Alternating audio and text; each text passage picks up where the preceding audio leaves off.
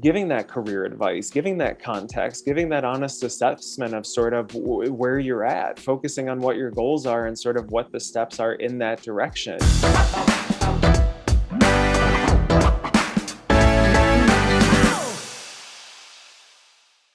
Hey everyone, welcome to another episode of Creative Haven. I'm here with Tom Dever from Coverfly, and I'm really excited because Coverfly is an amazing platform for writers, and it is just a great community of people helping each other. And I just wanted to bring him on so they can really inspire a lot of writers out there. But Tom, I would love for you to talk more about your background and how you got into Coverfly. Sure. And thank you so much for having me. Yeah, I've really been with Coverfly kind of since its infancy. I was there when we sort of went live, and previously had kind of worked in a couple of different capacities in the entertainment industry. Had worked, writing coverage for major production company. Had worked in production for studio, and had gotten the sort of insight on that side of things, but particularly the development and the talent discovery. And a lot of what I sort of saw as inefficiencies in the way that was being done as really motivated the position with Coverfly and sort of where we've grown and what we're looking to accomplish. Nice. And so, what would you kind of say is the whole idea of Coverfly, and Sure. how does it help writers? So to put it, the most sort of like truncated way to put it is that Coverfly is data-driven talent discovery, Mhm. and perhaps in the more type of layman explanation is that it's sort of a Rotten Tomatoes meets Match.com, Nice. which I promise I will dive more into. But there's this whole mechanism, as nebulous and perhaps confusing as it is from the outside looking in, by which aspiring writers and creatives and filmmakers are being discovered by the industry. And I understand that there's a lot of curiosity behind that and not a ton of clarity in sort of the process for it. And really, we took a data driven mindset towards that, of really looking at it from a data standpoint, and looking to sort of create a more efficient, a more precise, a more personalized aspect to the means by which the industry is discovering writers and projects. Nice. And then when you talk about the industry, are you referring to TV, features, both? It's digital involved as well, or is it all types of mediums? So really any medium. Yeah, we're not beholden to features, TV, digital, short, podcast, whatever you're really looking to do. If you're a creator, we're looking at the ways that that talent is discovered. And so yeah, it's really kind of an open source, anyone and everyone type of platform that it's geared towards. It's great to hear this from you because yesterday I just had a lunch club meeting Mhm, with someone who was a writer, who is a writer and is also mhm, now a script talk doctor. And he was telling me it's really difficult for him to get his script out and read by anyone because he doesn't have a literary manager anymore. And so sure, it's really tough for young writers and even experienced writers to either get in a room, to either pitch, to get staffed. And absolutely. it's tough because it that literary manager is the kind of the gateway to a lot of development executives and studio heads because Hmm. they don't take unsolicited submissions. Sure. Because I used to be a literary manager, and Mm, I used to go out with specs. I used right. to know agents at CAA, WME, and Paradigm and ICM, the whole nine, and Right. I remember that whole hustle. And so for you, you say you saw all the inefficiencies. What was it particular that was the jump off point or the straw that broke the camel's back? Sure. So I think one of the things that you're hitting on is that, as I'm sure you recall, when you were a literary manager, and the same holds true for managers or agents, executives, producers, you have a pretty good sense of what you're looking for, right? Like you know what you like, you know what you respond to. But what, the internet, as well as a lot of expansion of just content, has created just this massive saturation, right? That there's this kind of unprecedented access that is both great for writers but also very easy to kind of get lost in it, which is why when I say, data driven talent discovery, that's what we're taking. And so I say data and it makes it seem like, we're crunching numbers and everything. Really, data is just information. The information that you have as a writer, which of course would be the types of projects you write, whether that is feature or television, the specific types of genre, the subgenre, the really type of project that you write. That's one bit of information. But the other equally as important bits of information are you, your background, your perspective, and whether that you're writing from a specific life experience, that you have a skill set, a professional background, or you're writing from the perspective of an underrepresented group, BIPOC, Latinx, LGBT, these sorts of groups that it's becoming increasingly necessary for the industry to discover and represent and tell the stories of, and elevate the perspectives of. That, I say data, but that is really the type of information that is useful for someone on the industry side of it. So for us, in the data that we are pulling, it's not just scripts, it's not just the material, it's not just those broad strokes. It's really what the writer is self-reporting on the platform themselves.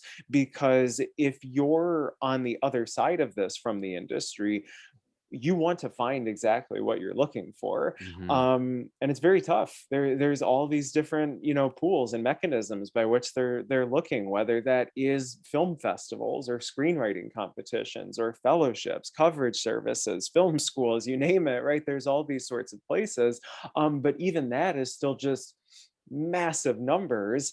And for us to allow you to allow the industry to be as specific as possible of, I'm only looking for feature writers, I'm only looking for Latinx writers, I'm only looking for feature writers that have a script set in Guam or something, and the ability to kind of do that as a tech platform, as a data platform, is really where we're leaning in. Is that if you are a writer, if you're a writer that is writing the sort of thing that an industry member is looking for, Coverfly wants them to be able to find you. Mm. And the only way that they're able to find you is by sort of pairing the info of what they're looking for and what you're offering. And so as much sort of up-to-date, accurate info as possible is what allows that. I love that because when I was managing writers and I was looking for talent, I was doing Hmm. it through film festivals and Sure. writing competitions and film school and coverage. Right. So what you just said right there, it does really speak true. And the problem is that you couldn't do what you were saying, use tags and keywords in Hmm. order for you to find that writer that could actually speak the voice for the idea that you have. Because you bring up a really good point where you can have a really well written script, but if it was about the LGBT community and it was written by someone who has, conservative views or has had, that type of background, like Sure. what are you going to do down the line when that certain tweet comes up? Anyways, at the end of the day, like you want that authenticity, right? You want to Right. have the authenticity. And And though, that, yeah.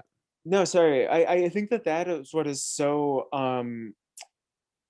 I say the market, but really the audience has demanded this push, right? Hmm. That I think it was sort of a joke when, and maybe this ages me, but when I was a kid, that it's like, oh my gosh, there's 500 channels. And now it's like exponentially more than that. There's so many sort of options on television and streamers and apps and et cetera. Um, you're looking for something that caters specifically to your interest, and it That's right. almost is the burden of the sort of content creators to have that, and to have that specificity, but also that authenticity, that is the sort of culture that has fostered this, and having a mechanism that allows them to discover it. And while a lot of sort of attention has gone to, of course, the sort of the like I said, the BIPOC, the Latinx, the sort of nationality and ethnicity and underrepresented groups, I think that it's much more vast than that. That Hmm.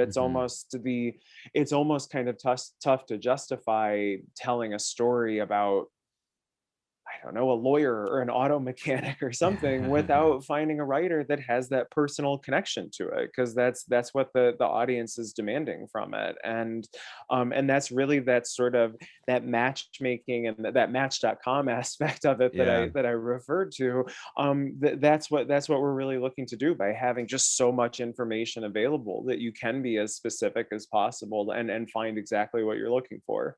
That's great because honestly, there's a lot of writers out there from underrepresented communities that don't have access to writing fellowships and writing competitions and Hmm. short film festivals, and have always gotten to that point where they can't even get their script into someone's hands. And Hmm. so, to really democratize the whole industry by giving a platform to people who wouldn't be represented before, it's great for Coverfly to do that because you're going to discover writers from communities that you never have before, because Hmm. now as internet is becoming more available, and Right. now Celtics or Final Draft is available Right. for writing, and people also have these different types of streaming platforms that they can discover on their phones.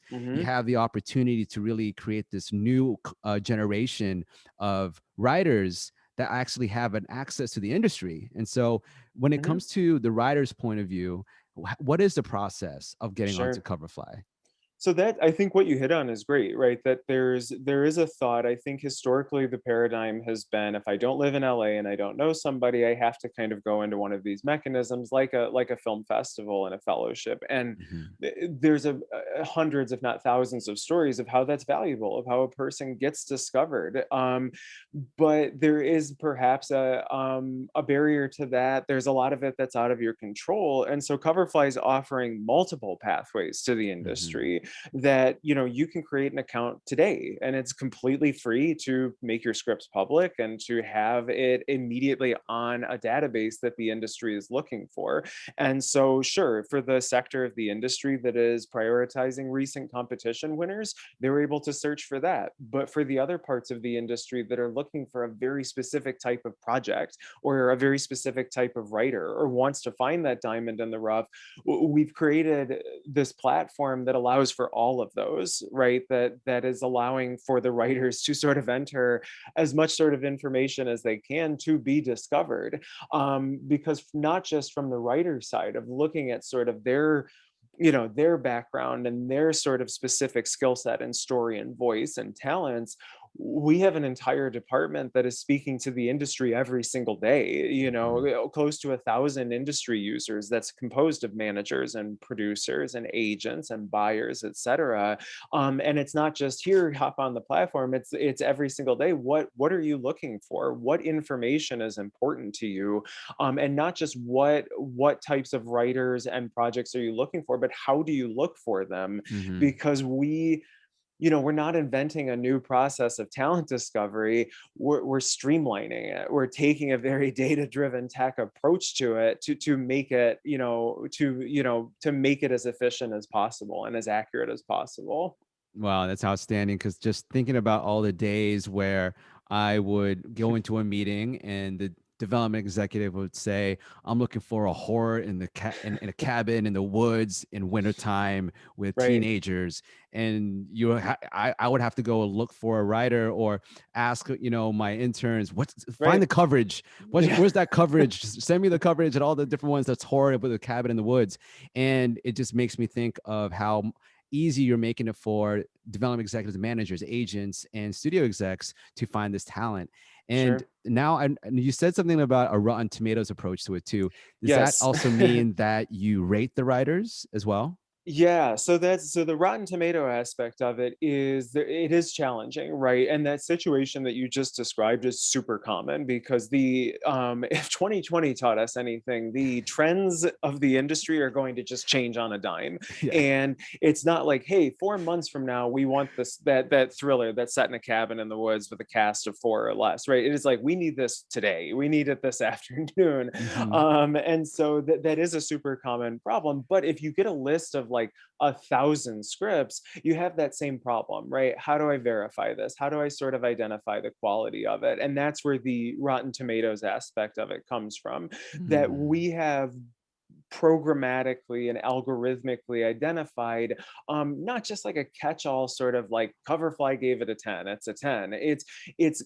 quantifying a series of factors and data points to get more of a confidence rating in this. So if you're Hmm. having like a ranking from Coverfly and you're appearing towards the top of the list, it's not us saying it's the best, it's us saying we have the most confidence in the data that we have on this. And what are those data points going to be? It can be, you got a coverage score that somebody gave this a 9.5. You Hmm. placed it highly in this competition or this selection of competitions. Those are the other elements of it. But we do, as I said, have a team that is equally doing sort of verification aspects of it. We're scouring the database every single day, and if we're seeing a writer that has an awesome sample or an awesome backstory, or just they seem like the sort of person the industry would be aware of, we can verify that person as well, and sort of do that human review process of it to have that filtration mechanism in it. That's where the Rotten Tomatoes aspect comes in. And what's great about Coverfly specifically in the way we do that is that it is open source. You Hmm. don't just come to Coverfly and get what Coverfly says is the score. You're able to pull in from all of your accomplishments. If you have gotten scores from 20 different competitions or 20 different coverage services, or just even a personal recommendation that you would like to include in your profile, you have the ability to do that, because we're just looking to aggregate that all into one place. Nice. I love the idea that you're actually giving the writers a chance to speak for themselves, because we all know of those stories that one coverage script that got the two and ends up being Right. the Oscar winner because it was an intern's taste that Yeah, prevented that from happening. of course. And so it's crazy that to think that there's now this platform for this, and it's now very data driven. Now, have the founders or yourself ever thought about the human aspect of it? Of like, now that you have, people looking for, the certain scripts by a certain writer and a certain type and Mhm. whatnot. When it comes to quality and taste and really determining all of that with your algorithm, does it learn on the fly? Do you find it as something that's like AI that's like really Of make course, yep. sure. So I think that that's what's important, right? And I think that there's almost, particularly for creatives, right, that there's this, when you hear data analysis, it's like, Hmm. ugh, you're thinking of like junior high math class or Yes. something. Um, but the analysis part of that, that is the human component that goes into it, that it is not just here's the algorithm, set it out to see. And that's why we have a team that is dedicated to this, that it's not, okay, formula's perfect, there you go, it's flawless. And that is why we sort of spend so much time working with the industry, communicating with the industry at every different sort of level and aspect, to understand what sort of information is important to you, what is the Hmm. criteria by which you want things to sort of be sorted. I don't even want to say judge, but sort of like, what information would you like to be considered? And we're able to build that in, which is why there's so many different factors, that it's not just scores, it's not just Hmm. coverage, it's not just one person's opinion, because as I said, everyone has a different sort of set of criteria, which is why the industry facing aspect of the platform is customizable. It is personalized. It's not just one size fits all. You can sort by projects, you can sort by writers, you can search by genre, you can search by log lines with a key word in it to be as No sort of way. yes. I know, I love, Okay. it's my favorite, especially with that. I wish we could go back in time to when you were looking for, needing that spec that was set at a hospital in Vancouver, Yeah, because that's exactly right. No, there was a time where genre was just huge. Of course, Mhm. zombies. When remember there was Right, a whole zombie craze when Walking Dead came out. It's like years right, ago. This dates me, and it was all based on comic books, and everyone was looking for that comic book. Let's find right, that comic book IP, and we got to do it from from this community of people. And it's tough. exactly. And it's really tough when you are a development executive and also as a manager and an agent Sure. to read all of this. So having that scoring system really helps, and also having the peer like reviews, and also the Yep. your team reviewing it helps too, because like you said, a lot of creative people, they look at algorithms and look at data and say and think a computer is not going to know if this script's going to be good or not. Okay, Exactly. only a Hmm. human can. Right. And that's why I think it's great that you also give the opportunity for the writers to also put in their own review from a trusted source, whether it is Right. a script supervisor or script coordinator who had that one coverage. Now, for you specifically, Tom, I know that talking about Coverfly, and we're Yep. talking about you being head of development. So is being head of development in Coverfly mean that you also develop stories that come out of these writers? and eventually you're going to produce it as a Coverfly Productions movie or short Sure. film. It's so funny, right? That head of development means like 10 different things depending on the industry, right? And Hmm. so I think that's an important thing to note too, is that our intention at the moment, and I don't foresee this changing, is that we don't produce, we don't collect a fee, we don't charge the writers, we don't charge the Nice. industry. This is all coming from a place of no strings attached and a stance of neutrality, which I think is one of our greatest assets of it, that you know that we can take an individualized approach, whether it's to a writer or to our industry partners, of just servicing them, what Hmm. having their sort of best interests in mind. Specifically to the position as head of development, it's sort of a broad encompassing of these different programs, of all of the ways that we are brokering these relationships in both directions. Simultaneously, we're dying to find those writers that deserve to be getting into this and be getting those opportunities. And if we can sort of work with them and facilitate that in some shape or form, whether that is signing with representation, getting staffed, or optioning material, but also just giving that career advice, giving that context, giving that honest assessment of sort of where you're at, focusing on what your goals are and sort of what the steps are in that direction. There's a lot. It's a long journey in the industry, and I know how tough it is for writers to kind of make sense of that, because a lot of the sort of advice and stories is confusing and self-contradictory. And the sort of tired idiom that I use is that if I googled how to become a lawyer, I get a pretty clear set of steps on how to be a lawyer. Whereas if I Google how to be a film or television writer, it's like, oh, that's a secret, we can't tell you. And trying to offer those resources for the writer in whatever form. But as the development also encompasses growing our industry relationship and Mhm. presence, and sort of seeing what the needs of the industry are at the development level, at the production level, at the representation level, because it's constantly sort of changing, and overseeing just all of the programs and initiatives and projects that we have in place to be facilitating that is what the position kind of entails. Got you. Yeah, because just thinking about it from the point of view of writers and creatives, because actually a friend of mine who I interviewed on here, JJ, he was a producer and he is a producer and he created his own platform to help filmmakers with it's kind of like a production coordinator, line producer, Hmm. CRM. So it That's allows great. people to actually keep track of their projects. It spits Hmm. out call sheets and whatnot. And he was just telling me how, as being a creative, he was able to figure out how to build a platform, how to Hmm. build one from scratch. And so with Coverfly, is the founding team or the people who code it people from the tech industry, or is it something where it Sure. was like creatives who figured out how to create a platform? It really was. I think it started with a creative mindset. And I think Hmm. that's really in the fiber of how Coverfly is built and functioned, that we didn't come from a Silicon Valley perspective of let's build it. It was, the founders and sort of the initial team. And it's just funny because not that long ago, it felt like it was just the five of us. And then it's obviously grown by leaps and bounds since then.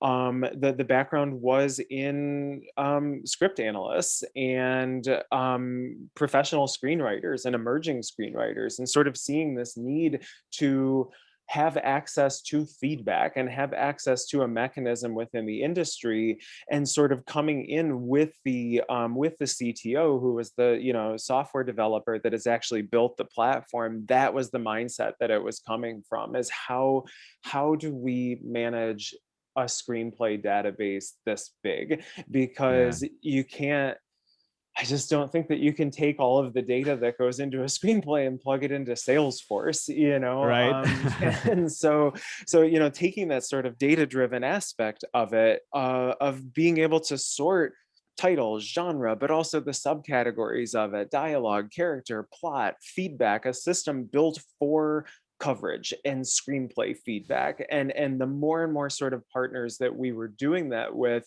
we just rather quickly amassed this entire database that's now this entire community, that facilitated both the writer facing aspect of it as well as the industry. It just really grew out naturally from that, and we've continued to sort of um, I think we've continued to sort of evolve into what the needs of those groups are. That's great. I'm just thinking about how useful it is these day and age for people to have this platform, because a lot of writers, they are overwhelmed with the amounts of Mhm. places that they can pitch to. Like before, it really was just five studios or just a couple studios, and Sure, now you have OTT, you have YouTube, you have Hulu, Amazon. I mean, everyone.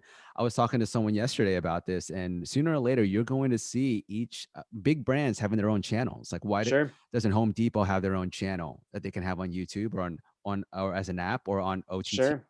And it comes to a point now where a lot of writers, they do feel a little overwhelmed. And what have you seen as kind of like the trends of the industry now with all of the data that you've been importing and all the meetings that you've been having with development executives and studio heads? Sure. I mean, I think that you're right that they do keep kind of popping up, right? And there's just more and more streamers, and just even what, like, was it 2 years ago that like Disney Plus, HBO Max, Peacock didn't exist, right? Right, oh And my and god, Disney now Plus. right, and it's just like it's ubiquitous now, then they're just Yeah. a part of it, and I think that that is the name of the game, and if you're a big company, particularly a multimedia company, that's going to be it, as sort of your platform, and not just your platform, but what is unique about your platform? What Hmm. are you standing out to sort of justify that subscription or justify that sort of viewer, knowing that they have so many other options?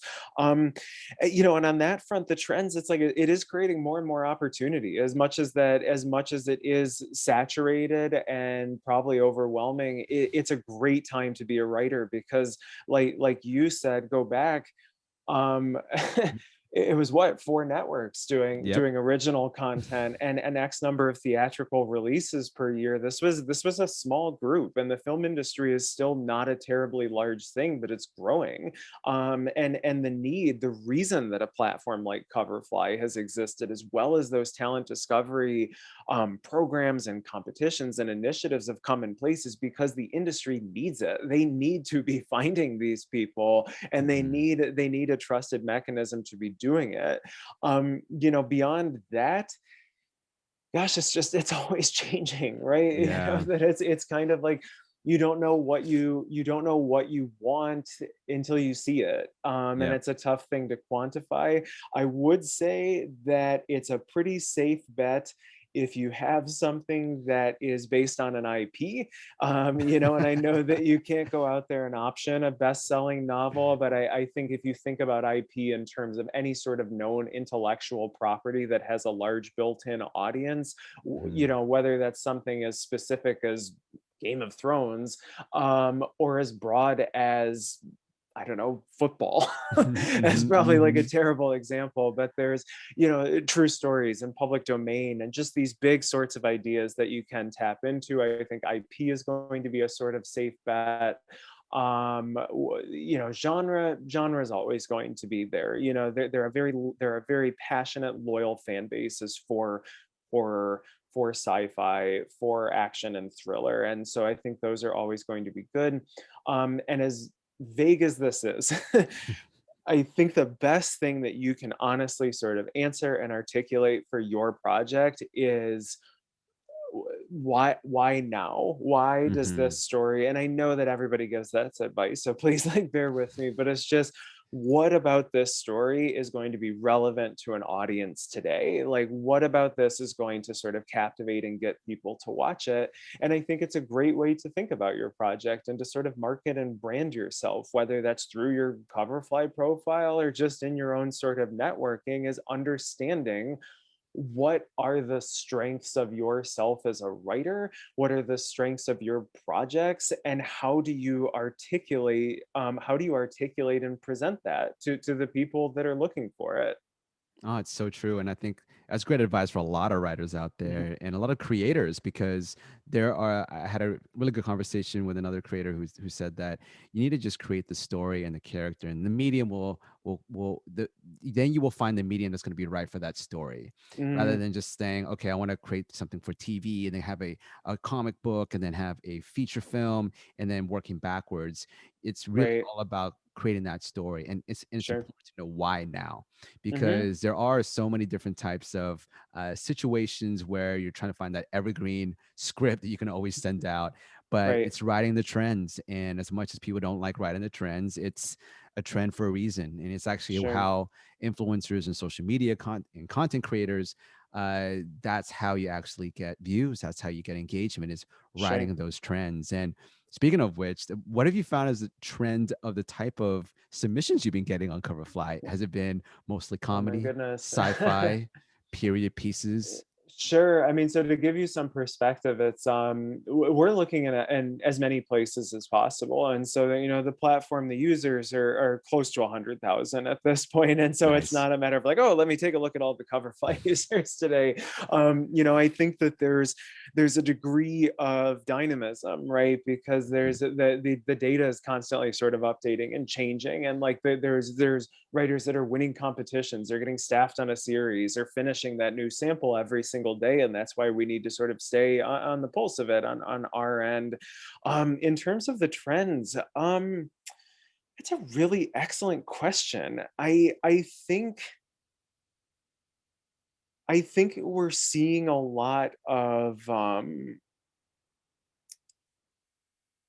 there's a big push for to kind of explore podcasts right now, as sort of strange as that is. I think Yeah. that was Yep. sort of an answer to I think that was sort of an answer to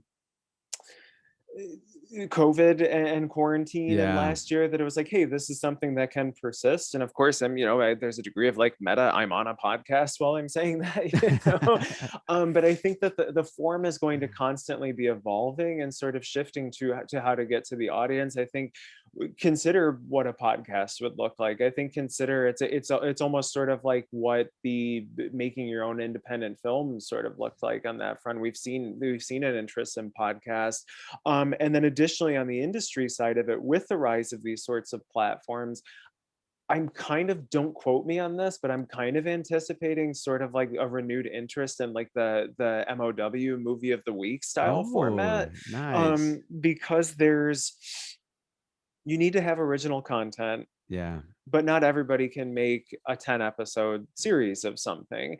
And as we're sort of being specific, I think that there is still that interest for a complete contained story for 90 to 120 minutes that sort of hits those sort of familiar beats, but different, right? That sort of hits those pieces that you like about those sorts of things. And I think that you have seen like the hallmarks of the world, Mhm. perhaps they've found a ton of success with that. They are creating, to their credit, they're creating completely original content, that are features, things that we're told are kind of passe at the moment, and yet they're doing it in the hundreds every single year and have an audience that's sort of like gobbling it up. And I think that you're kind of seeing that across other platforms, with horror and sci-fi and action. And so I think from the trend standpoint, that's something that I'm sort of interested in, is sort of seeing um, I guess if I'm gonna get that into a digestible nugget of advice for writers, is that Mhm. don't be afraid to write something commercial. Like, Yeah. commercial is okay. I understand that you want to write the auteur sort of best picture winner, and I want you to win best picture. Like, I truly want that. But it's okay to write something that is just a meat and potatoes genre film, that is going to sort of appeal to the masses and the audience, because I think that there's weirdly a shortage of that from aspiring writers, and I think an increasing sort of need to Mm. it, as where for the foreseeable future we're going to be sitting at home and consuming this on our couch, and that maybe we're less inclined for something that's hard hitting and dramatic and challenging and depressing at the moment. It's okay to have the kind of, like I said, meat and potatoes popcorn type of genre fare. Yeah, wow, that's a great answer, by the way. I love the idea that podcasts are becoming this new Hmm. medium for writers because it reminds me of when I was in animation. Hmm. Actors loved animation because you didn't have to dress up, you didn't need makeup, and so there was just ease when it came to actors. And now they don't even have to be on camera. So you're talking Right. about a great story with great actors at a lower budget, and it could be done fairly quickly and remotely. And so love that piece of advice. And also the idea that movie in the week. I got into Hallmark because I was staying with my parents over the holiday break. Yeah. And I gotta say, I got addicted. There was a time I said, it's just Hallmark, play in the background. My mom plays it in the background because I tell her, don't Sure. watch the news. Okay, don't watch the Yeah. news. Put on Hallmark. And she puts on Hallmark, and she's been doing it for a while. And Exactly. now I look at Hallmark and I start getting sucked into the story. Like I know they're gonna come in at the end and come together and become a couple at the end. But there's that drama. It's And right. It's it's gratifying. it's gratifying. And so I think with a lot of people out there who do want to create that, right, that story about COVID and about BLM and that just really heavy Right. story, there is a time and a place for it. And please Of keep course. writing that. Just Absolutely. don't be afraid to write the Cobra Kai's of the world, or Sure. the boys, or those type of movies, because Netflix is kind of doing a movie of the week, but they kind of do a movie of the day Yeah, at this and I mean, point. and that's the thing, and understanding that there is an economic aspect of this, and that you're going to make your money back on a film by appealing to an audience, by getting an audience that sort of consumes it. And genuinely, that's not me telling people, hey, everybody go write an action thriller. It's just, don't be afraid to do that. Yeah. Write what you're passionate about, write the best version of it. And if that, lean into it, write the next Die Hard. I want the next Die Hard as much as I want the next Get Out, as much as I want the next Moonlight. I think just lean in and do that, and find your audience. And really, with Coverfly and with a sort of data driven approach to it, we're trying to pair you with your advocates, right? Hmm. That's what we're trying to do, is that when you look at the industry, it's sort of tough to discern who wants what I have to offer. um, and that's really kind of at the core of what we're doing, is trying to, who is looking for what you have. Let's make sure they can find it, at the end of the day.